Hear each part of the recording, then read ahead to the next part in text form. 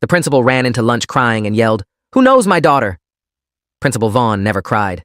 In 4 years at Northridge High, I'd seen him suspend kids without blinking, fire teachers mid-semester, stand unfazed while parents screamed in his face during board meetings. The man was granite.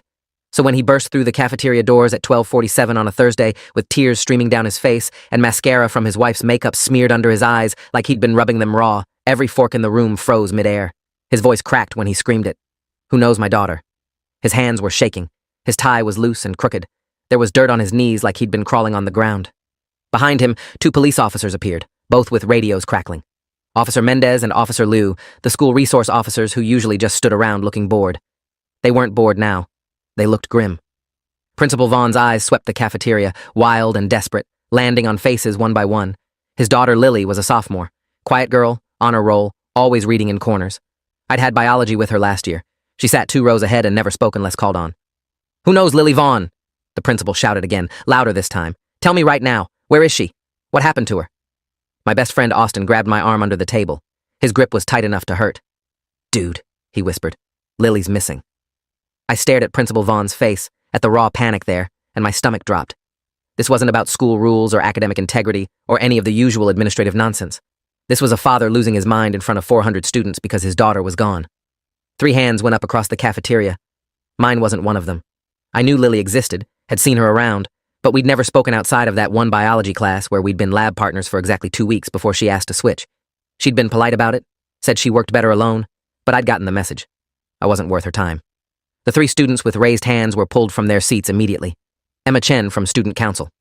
Fuck, not that name. Make it someone else. The 3 students were Vanessa Price from Student Council, David Coe from the Theater Department, and Isaiah Brooks from Sophomore English. All of them looked terrified as Officer Mendez gestured them forward.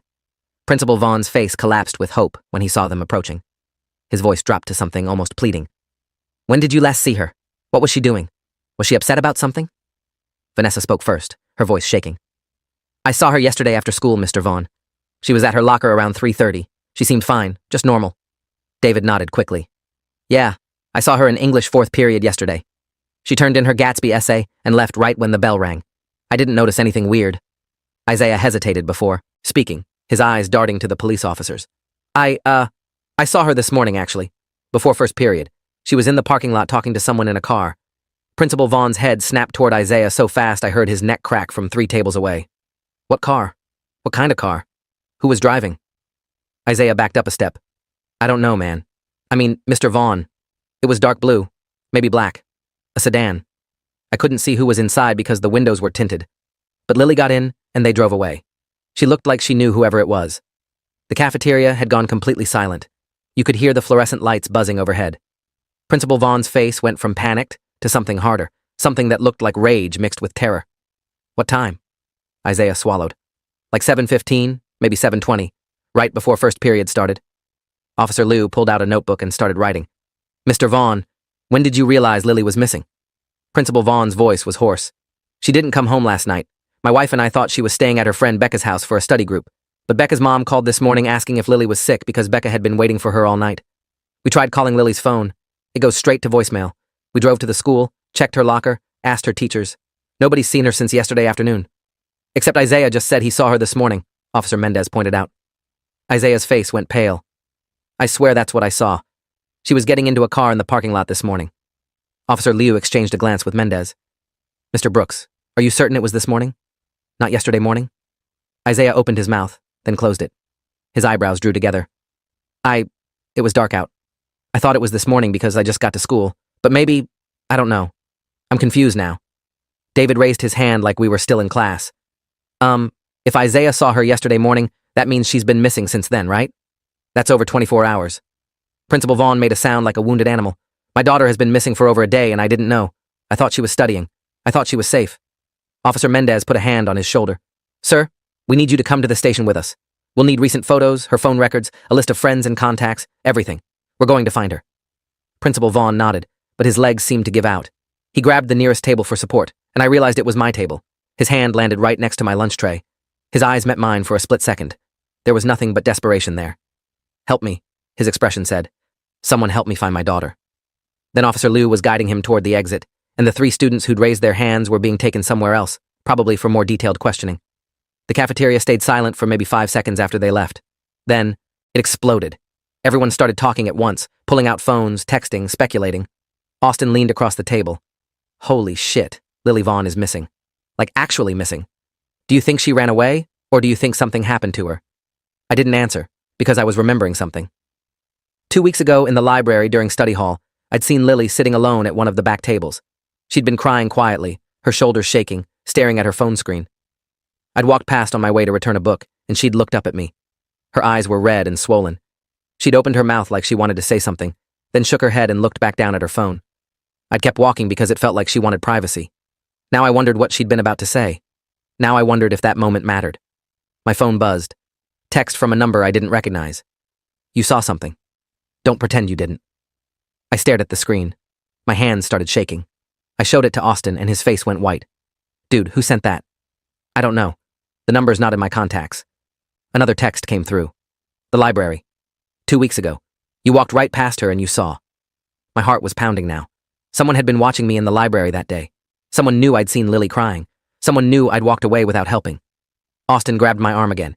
You need to tell someone about this. Tell the police. This is like witness intimidation or something. I was about to respond when the PA system crackled to life. Vice Principal Stamos' voice came through, strained and formal. Students and staff, we need everyone to remain calm. The situation is under control. Classes will continue as scheduled. However, we ask that anyone with information about Lily Vaughn's whereabouts please report immediately to the main office. I repeat, if you have any information about Lily Vaughn, come to the main office now. The PA clicked off. Austin looked at me. You're going, right? You're going to tell them about the texts and about seeing her crying in the library. I should have said yes immediately. I should have stood up and walked straight to the office. But something stopped me. The text had said, don't pretend you didn't see. It hadn't said, don't tell anyone. It was a warning. But what kind? Was someone threatening me to stay quiet? Or was someone pushing me to speak up? My phone buzzed again. She trusted you once. Biology class. Remember? You were the only one who listened when she talked about her research project. She said you were different from the other guys. That stopped me cold because it was true. During our brief 2 weeks as lab partners, Lily had talked about this independent research project she was doing on environmental contamination in local water sources. She'd been passionate about it, animated in a way I'd never seen her in regular class. I'd asked questions, and she'd lit up, explaining her methodology and findings. Then, she'd asked to switch partners, and I'd figured she'd been annoyed I was asking too many questions or taking up too much of her presentation time. But the text made it sound like she'd valued our conversations, like maybe she'd switched partners for a different reason. I stood up. Austin looked at me with relief. Finally. Let's go. No, I said. I need to go alone. If someone's watching me, I don't want you involved. Austin's face hardened. That's exactly why I should come with you. You're not going into this by yourself. But I was already walking away, heading not toward the main office, but toward the library. If someone wanted me to remember that moment 2 weeks ago, maybe there was something there I'd missed. Maybe Lily had left something behind. The library was empty except for Mrs. Kowalski at the circulation desk, absorbed in cataloging returns. I headed straight to the back table where I'd seen Lily crying. It looked exactly the same. Same scratched wood surface, same uncomfortable plastic chairs, same view of the parking lot through the window. I sat down in the chair Lily had been sitting in and tried to see what she'd been seeing. The parking lot was half full. Students' cars in neat rows, faculty spots near the building entrance. Nothing unusual. I pulled out my phone and looked at the texts again. You saw something. She trusted you once. There had to be more to this than just walking past someone who was crying. I closed my eyes and forced myself to replay that moment in detail. Lily at the table, phone in hand, crying. Me walking past with a book. Her looking up at me, red eyes, opening her mouth to speak, then shaking her head and looking back at her phone. What had been on her phone screen? I hadn't seen it clearly, but it had been bright. Not a text message screen, those are darker. Something white or light-colored. A photo, maybe? A document? My phone buzzed. You're in the right place. Now look where she was looking. I spun around, searching the library for cameras or someone watching, but saw nothing. Mrs. Kowalski was still absorbed in her work. The library appeared empty. I turned back to the window and looked where Lily would have been looking. The parking lot. Faculty spots. Principal Vaughn's reserved spot was visible from this window, marked with his name on a sign. 2 weeks ago, what would have been parked there? My phone buzzed again. Wednesday 2 weeks ago. 3:45 p.m. Check the school security logs if you're smart enough. This person, whoever they were, was giving me breadcrumbs, leading me somewhere. But why? Why not just tell the police directly? Why involve me? I took a screenshot of all the texts and headed toward the main office. Even if I didn't understand what was happening, I needed to report this. The office was chaos when I arrived. Parents were calling, Teachers were gathering in worried clusters, and I could hear Principal Vaughn's voice behind the closed door of the conference room, loud and anguished. Vice Principal Stamos saw me in the doorway. "Can I help you? I have information about Lily Vaughn." Her expression changed immediately from bureaucratic stress to sharp focus. "Come with me." She led me past the main desk into a small meeting room where Officer Mendez was reviewing what looked like attendance records. "Officer, this student says he has information." Officer Mendez looked up, pulled out his notebook. "Name? Jeremy Holt, Jr. Lily Vaughn and I were lab partners briefly last year in biology." He wrote it down. "What information do you have, Jeremy?" I showed him my phone, the string of texts from the unknown number. His expression darkened as he read them. "When did you receive these?" "Starting right after Principal Vaughn left the cafeteria. The first one came maybe 2 minutes after." Officer Mendez took my phone, started screenshotting the messages. "These texts reference you seeing something in the library 2 weeks ago." "Tell me about that." I explained the whole thing. Seeing Lily crying at the back table, her looking up at me, the way she'd seemed like she wanted to say something but didn't. The texts claiming she'd trusted me during our biology partnership. Officer Mendez listened without interrupting, taking notes the whole time. "And these texts just started today? You've never received anything from this number before?"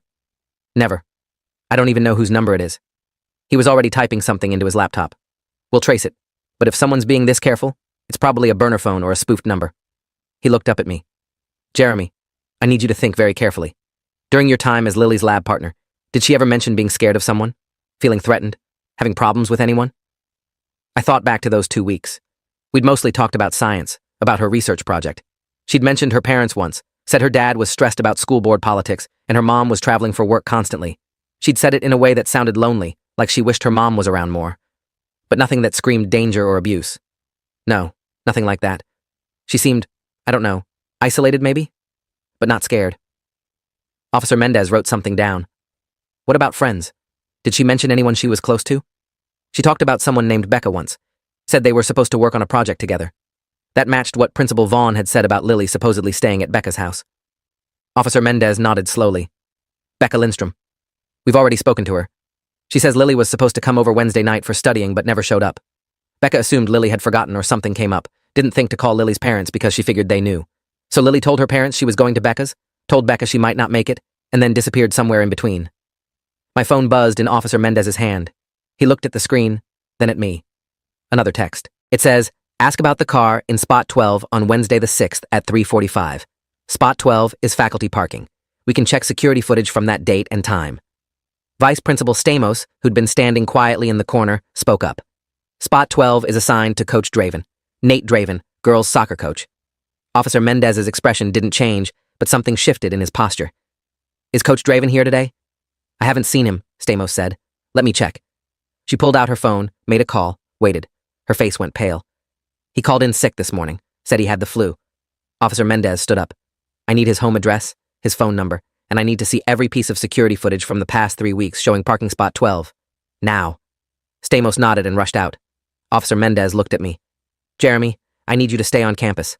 Don't leave school grounds. If you receive any more texts, you come find me immediately. Understand?" I nodded. He left the room, already talking into his radio. I sat there alone for maybe 30 seconds before my phone buzzed again.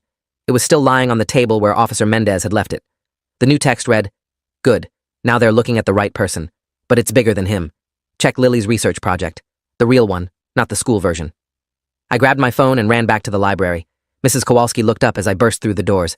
"Jeremy, is everything okay? I need to access the digital archives, the student research repository. Can I use your computer?" She hesitated. "That requires teacher authorization or a student account with research privileges. It's about Lily Vaughn." "Please." Mrs. Kowalski's face softened with understanding. She stood and gestured to her computer. "Make it quick." I logged into the student research portal using my own account, then searched for Lily Vaughn's projects. Her official school submission came up first, a well-formatted paper on water contamination in Northridge Creek with standard methodology and unremarkable findings. Competent work, but nothing groundbreaking. But the text had said the real one, not the school version. I clicked through her account permissions and saw she had a private folder labeled "Draft Work Do Not Submit." My account shouldn't have been able to access it, but there was a shared permission from 6 weeks ago, shared with Jeremy Holt. She'd given me access to her private research, and I'd never known. I clicked the folder open and found a completely different project. This one was titled "Environmental and Chemical Analysis of Industrial Runoff from Northridge Manufacturing with Evidence of Systematic Violations." The paper was over 40 pages long. I started reading, and my stomach turned. Lily hadn't just been studying the creek. She'd been investigating Northridge Manufacturing, the biggest employer in town, the company that sponsored half the school's sports programs and donated hundreds of thousands to the district every year.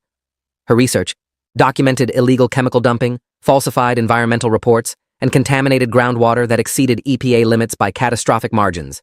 She had photos, water samples with lab analysis, internal company documents that she'd somehow obtained. This wasn't a high school science project.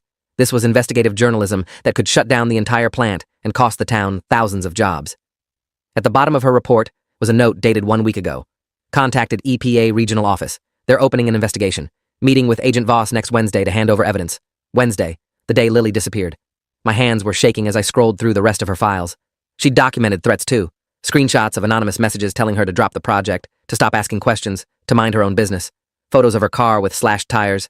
A video of someone following her home from school. She'd reported none of it to police or school administration. Instead, she'd compiled everything methodically, adding it to her evidence folder like she knew exactly what she was doing.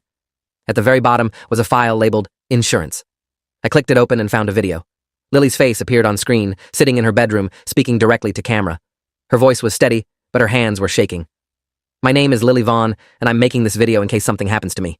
I've been investigating Northridge Manufacturing for 7 months. I have proof they're violating federal environmental laws and poisoning our community.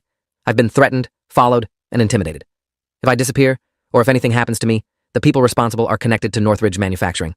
I've already sent copies of my evidence to the EPA, but I'm leaving this file here too. Coach Nate Draven has been helping me. He's the only adult I trusted with this information. If something happens, find Coach Draven. He knows everything. The video ended. I sat there staring at the screen, my mind racing. Coach Draven was helping her? But the anonymous texts had pointed to Coach Draven's car, had led the police to investigate him.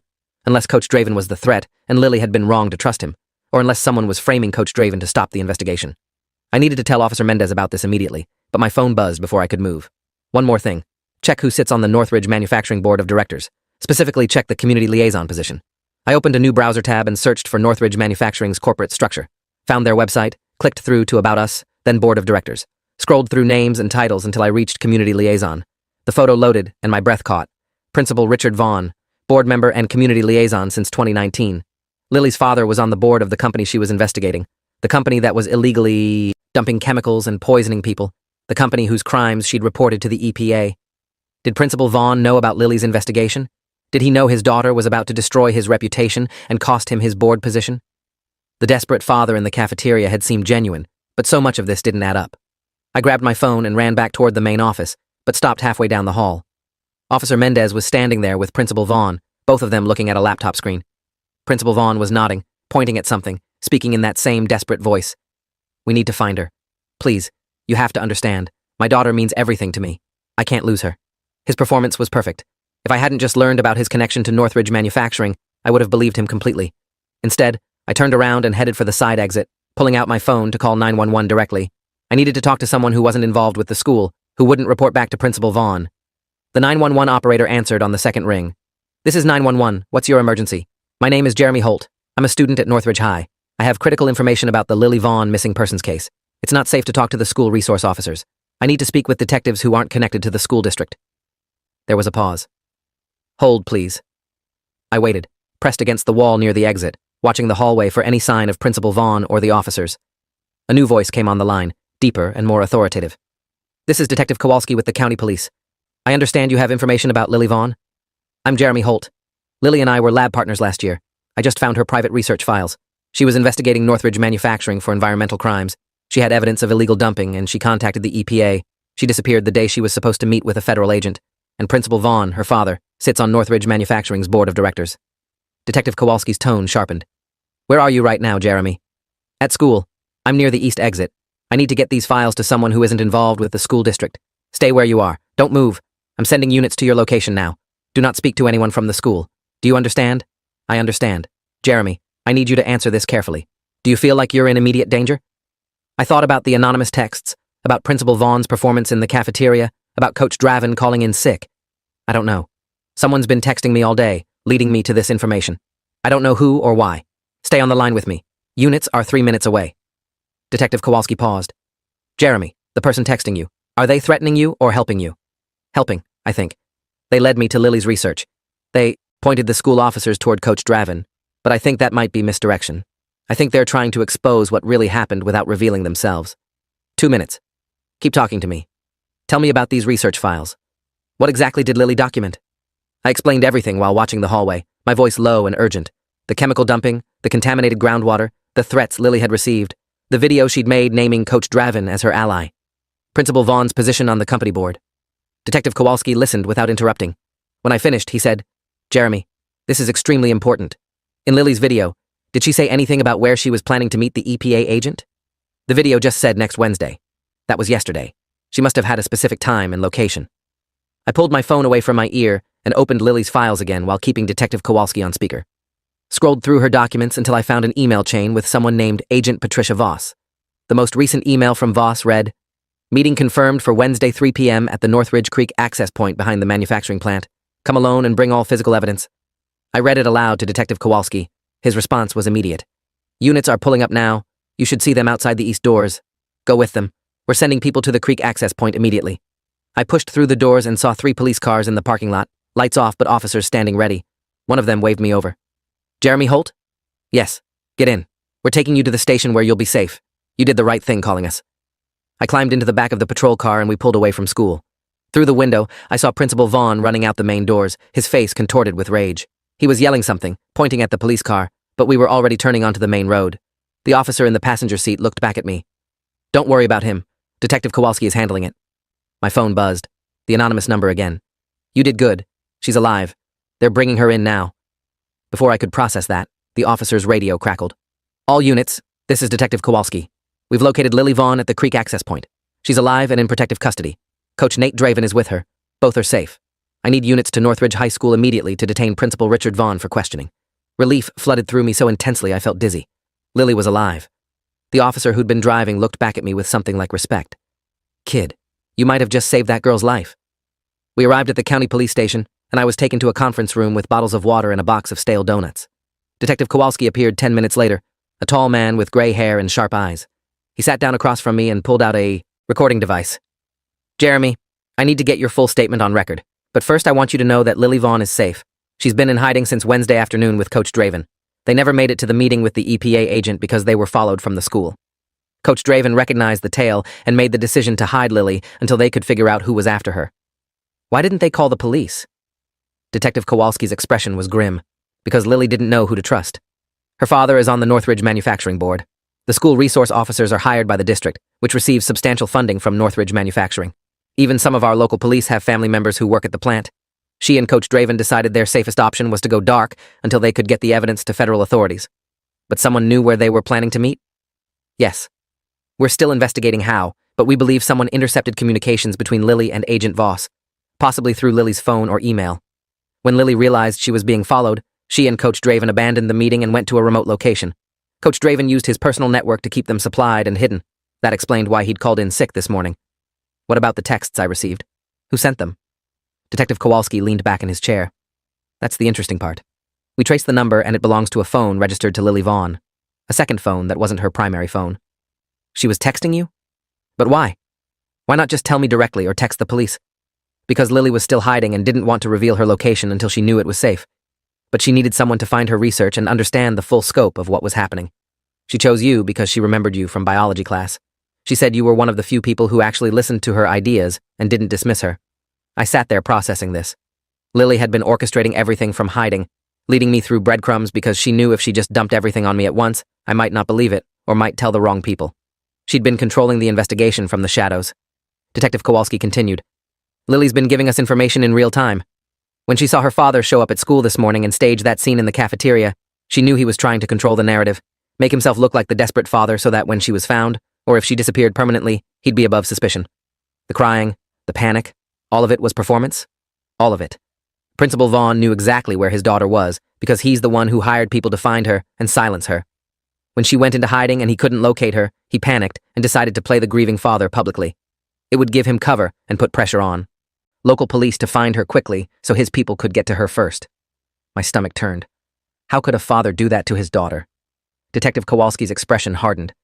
Lily's research was going to cost Principal Vaughn his board position, his reputation, and potentially his freedom. He's been covering up Northridge Manufacturing's violations for years in his role as community liaison. When Lily started investigating, he tried to stop her quietly. The threats, the intimidation, that was all him trying to scare her into dropping it. When that didn't work and she contacted the EPA, he decided she had to disappear before she could testify. The conference room door opened and a woman in a gray suit walked in, followed by Lily Vaughn. Lily looked tired and scared but alive. She saw me and something like relief crossed her face. "Jeremy, you found everything." I stood up, not sure what to say. The woman in the suit introduced herself as Agent Patricia Voss from the EPA. She sat down next to Lily, who was clutching a folder to her chest, like a lifeline. Detective Kowalski gestured for me to sit back down. "Lily wanted to thank you in person. She also wanted to explain why she involved you." Lily's voice was quiet but steady. "In biology class, you were the only one who took my research seriously. Everyone else thought I was being paranoid or making a big deal out of nothing. But you asked real questions, and you listened to the answers. When I realized I needed help getting this information out safely, I thought of you. I'm sorry I dragged you into this without asking. I didn't know who else I could trust." I shook my head. "You don't need to apologize. I wish you'd told me sooner. If I'd known you were in danger. I wouldn't have told you because I didn't want you in danger too. But when my dad showed up at school today doing his performance, I knew I had to move fast. If the local police found me before the feds did, I'd disappear for real. So I used the breadcrumbs to lead you to the evidence, knowing you'd do the right thing and call someone outside the school district." Agent Voss spoke up. "Lily's research is extraordinary. She's documented years of systematic environmental violations with a level of detail that will hold up in federal court. Northridge Manufacturing is facing criminal charges, and several executives, including board members, will be prosecuted." "What happens to Principal Vaughn?" I asked. Detective Kowalski's smile was cold. "Principal Richard Vaughn was arrested 20 minutes ago on charges of conspiracy to commit kidnapping, obstruction of justice, and criminal intimidation. We have recorded phone conversations between him and the men he hired to find Lily. We have financial records showing payments from Northridge Manufacturing to his personal accounts. We have everything." Lily set her folder on the table and opened it, revealing stacks of documents. The top page was a handwritten note that read, "Dad, I know what you did. I know who you really are. I'm sorry I couldn't trust you, but I had to choose between protecting you and protecting everyone else you were hurting. I chose everyone else. I hope someday you understand why." Her hands were shaking as she closed the folder. "He called me 2 days ago when I was hiding. Somehow got Coach Draven's number. He begged me to come home, said everything would be fine, said we could work it out as a family." His voice sounded so genuine. For a minute, I almost believed him. "What stopped you?" Agent Voss asked gently. Lily looked up, her eyes hard despite the tears. "Because while he was begging me to come home, I could hear someone in the background asking if he had my location yet. He was trying to keep me on the phone long enough to trace the call. My own father was hunting me." The room fell silent. Agent Voss put a hand on Lily's shoulder. "You're safe now. And because of your courage, dozens of other families will be safe from the contamination. You did the right thing." Lily wiped her eyes. "What happens now?" "You'll be placed in temporary protective custody until the trials are concluded," Detective Kowalski said. "Your mother has been contacted and she's flying back from her business trip. She had no knowledge of your father's activities and she's cooperating fully with the investigation. You'll stay with her in a secure location until this is resolved." "And school?" Lily asked, looking at me. "Can I come back?" "That's up to you," Agent Voss said. "But I'd recommend finishing the semester remotely given the media attention this is going to generate. Once the story breaks about Northridge Manufacturing, you'll be the center of a firestorm." Lily nodded slowly. Then she looked at me again. "Jeremy, there's one more thing. Coach Draven wanted me to tell you that you have a gift for seeing what other people miss. He thinks you should consider investigative journalism or criminal justice. He said the world needs more people who ask questions and actually listen to answers." I felt my face flush. I was just trying to help." "That's exactly the point," Lily said with a small smile. "Most people wouldn't have. Most people would have seen those texts and ignored them or turned their phones off or told themselves it wasn't their business. You kept digging until you found the truth. That's rare." Detective Kowalski stood up. "Jeremy, we'll need you to come back tomorrow to give a complete formal statement. For now, we're calling your parents to pick you up. You should go home and rest. This has been a traumatic day for everyone." As I stood to leave, Lily reached out and grabbed my hand. "Thank you," she said quietly, "for not walking past me again, for paying attention this time." I squeezed her hand once, not trusting my voice, then followed an officer out of the conference room. My parents arrived 30 minutes later, both of them pale and frightened. My mom hugged me so tight I could barely breathe while my dad spoke with Detective Kowalski in low, urgent tones. The drive home was silent. When we got there, my mom made me sit at the kitchen table while she heated up soup I couldn't eat, and my dad paced, running his hands through his hair. Finally, he sat down across from me. "Son, what you did today was incredibly brave, but it was also incredibly dangerous. If things had gone differently, if Principal Vaughn had found you before the police did." "I know, Dad. I'm sorry I scared you." "Don't apologize," my mom said fiercely. You saved that girl's life. You did what was right even though it was terrifying. That's what we raised you to do. I just wish you hadn't had to. That night I lay in bed staring at the ceiling, unable to sleep. My phone sat on the nightstand, silent now. No more anonymous texts, no more breadcrumbs to follow, just the weight of everything that had happened pressing down on my chest. The next morning, the story broke. News vans surrounded Northridge High School. Reporters camped outside the county police station. Headlines screamed about the environmental scandal, the principal's arrest, the brave student investigator who'd risked everything to expose the truth. Lily's name and photo were everywhere. My name too, though less prominently. Student who helped break the case, the articles called me. I stayed home from school on Detective Kowalski's advice. He called that afternoon to tell me that 3 more Northridge manufacturing executives had been arrested, that the EPA was shutting down the plant pending a full investigation, and that Principal Vaughn had refused to post bail because he knew he'd be safer in custody than out on the street where his former associates might silence him. Coach Draven gave a statement to the press, explaining how he'd helped Lily because his own daughter had died from leukemia 3 years ago, and he'd always suspected the contaminated water was responsible. He jumped at the chance to help Lily prove what he'd never been able to prove about his daughter's death. The following week, Austin came over, and we sat in my backyard throwing a football back and forth. He'd been texting me constantly, making sure I was okay, sharing all the insane rumors circulating at school. Dude, he said, catching the ball and spinning it in his hands. Everyone's calling you a hero. The sophomores are talking about you like you're Batman or something. I'm not a hero. Lily did all the work. I just followed the clues she left. Austin threw the ball back, hard enough that I had to lunge to catch it. Yeah, but most people wouldn't have followed those clues. Most people would have deleted those texts and pretended they never happened. You didn't. That counts. A month later, I was called to testify before a federal grand jury. I sat in a wood-paneled room and told everything I knew while lawyers and officials listened with intense focus. Lily testified too, presenting her evidence with the same methodical precision she'd shown in biology class. She was brilliant. Afterwards, in the hallway outside the courtroom, Lily's mom thanked me with tears in her eyes. She looked like an older version of Lily, same determined jaw, same sharp eyes. My daughter says you gave her hope when she'd almost given up, Mrs. Vaughn said. She'd been in hiding for 3 days, terrified and alone, and then she thought of you, thought of how you'd listened to her in biology class. She decided if she could just get the information to you, you'd know what to do with it. I'm just glad she's safe, I said. Mrs. Vaughn wiped her eyes. Richard, my husband, he's been formally charged with 37 counts, including attempted kidnapping and conspiracy to commit murder. The prosecutors found evidence that if they'd found Lily, the men he hired weren't planning to bring her home. They were planning to make her disappear permanently. My own husband was going to kill our daughter to protect his reputation. She broke down sobbing, and I stood there awkwardly until Agent Voss appeared and guided her away. Lily came out of the courtroom a few minutes later, flanked by lawyers. She saw me and smiled, tired but real. Hey, lab partner. Hey, you doing okay? She shrugged. I'm alive. My dad's going to prison for the rest of his life. My research destroyed the town's biggest employer and put 2,000 people out of work. But the water's getting cleaned up and people aren't being poisoned anymore. So yeah, I guess I'm okay. The trial lasted 3 months. I testified twice more, answering questions about the texts, the library moment, Lily's research files. Principal Vaughn sat at the defense table looking smaller than I remembered, his expensive suit unable to hide how much he'd diminished. He never looked at Lily during her testimony, just stared at the table while his daughter explained how he'd threatened her, tried to bribe her, ultimately tried to have her killed. The jury deliberated for 6 hours, guilty on all counts. Principal Vaughn would spend 40 years in federal prison. 4 other Northridge manufacturing executives received sentences ranging from 15 to 25 years. The company filed for bankruptcy and the plant was demolished. The contaminated areas began the slow process of environmental remediation that would take decades. Lily transferred to a private school across the state where she could finish high school without the constant media attention. But she texted me sometimes, sharing articles about environmental science or asking my opinion on her new research projects. She was still investigating, still asking questions, still refusing to look away from uncomfortable truths. Coach Draven retired from teaching and started a nonprofit focused on environmental justice, working with students to investigate potential contamination in their communities. He asked me to join the board when I turned 18. I said yes. Austin and I graduated and went to different colleges. I studied journalism, focusing on investigative reporting. Every professor who heard my story had the same reaction, a mix of admiration and concern. You understand the risks, right? They'd ask.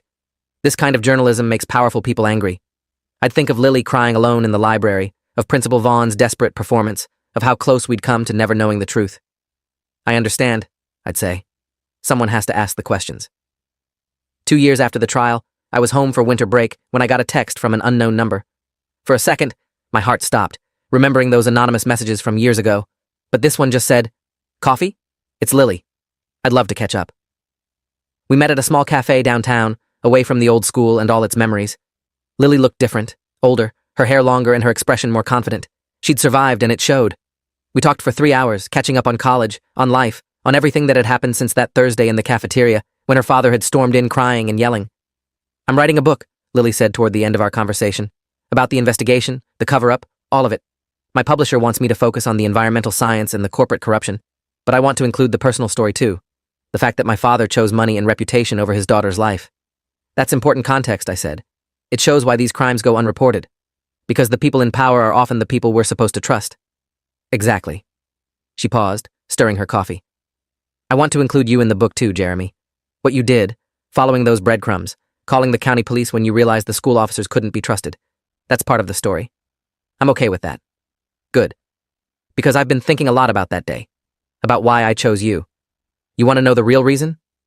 "Always." Lily smiled, sad and knowing. "Because in biology class, when I was explaining my research, you asked me a question nobody else had asked. You said, 'What happens if you're right? What are you going to do with this information?' Everyone else was focused on the science, on whether my methodology was sound or my data was accurate. But you were the only one who thought about consequences, who understood that finding the truth was just the beginning, not the end." I remembered that conversation now, vaguely. I'd been genuinely curious about her plans. "What did you say?" I asked. "I think I said I hadn't figured that out yet. You told me to be careful because people don't like being proven wrong, especially about things that cost money. You said sometimes the truth isn't enough. You need proof and a plan and people who will back you up." I'd said that? It sounded wiser than I remembered being at 16. "Yeah, and I didn't fully understand what you meant until later when I started receiving threats. Then I realized you'd been warning me. You'd seen something I'd missed, that having evidence wasn't the same as being safe." We finished our coffee and stood outside, the cafe in the cold December air. Lily pulled her coat tighter and looked at me seriously. "I'm testifying before Congress next month about environmental oversight and corporate accountability. They want to use my case as an example of regulatory failure. It's going to be broadcast everywhere. Will you watch?" "Of course." She smiled. "Good. Because I'm scared, and it helps knowing someone out there is paying attention. Someone who understands why this matters." "I do understand," I said. "And for what it's worth, you're the bravest person I've ever met. Not many people would stand up to their own father, let alone an entire corporation and a corrupt system." Lily's eyes got bright with tears. "Thank you. For everything. For listening in biology class, for following the breadcrumbs, for not giving up when it would have been easier to look away, for seeing me when I needed to be seen." We hugged goodbye, and I watched her walk to her car, shoulders straight despite everything she'd been through. She'd survived, exposed the truth, and was still fighting, still asking questions, still refusing to be silent. 6 months later, Lily's congressional testimony went viral. Her calm, detailed explanation of how corruption had nearly cost her life sparked national conversations about environmental protection and corporate oversight. New legislation was proposed. Oversight agencies received increased funding. Northridge manufacturing became a cautionary tale taught in business ethics classes. And Lily Vaughn became the face of a movement, young people investigating environmental crimes in their communities, refusing to accept that some truths were too dangerous to speak. I watched her testimony from my dorm room with Austin on video chat, both of us marveling at how far she'd come from that quiet girl crying alone in the library. She ended her statement by saying, "Someone once asked me what I would do if I was right about the contamination. At the time, I didn't have a good answer. Now I do. If you're right about something that's hurting people, you speak up. You find evidence. You protect yourself and find allies you can trust. And then you tell the truth as loudly and as clearly as you can, no matter who it threatens or what it costs you. Because silence is complicity, and looking away is a choice. I chose to look. I hope others will too." The committee gave her a standing ovation. Principal Vaughn, watching from prison, had no comment. Years passed, and I built a career investigating stories about institutional corruption and abuse of power, always thinking of Lily's question, "What are you going to do with this information?" The answer was always the same. Tell the truth, protect the vulnerable, refuse to look away. Lily published her book, finished college, started a consulting firm helping communities investigate environmental violations. We stayed in touch, occasional texts and coffee when we were in the same city, bound by that shared experience of uncovering something dark and refusing to let it stay hidden.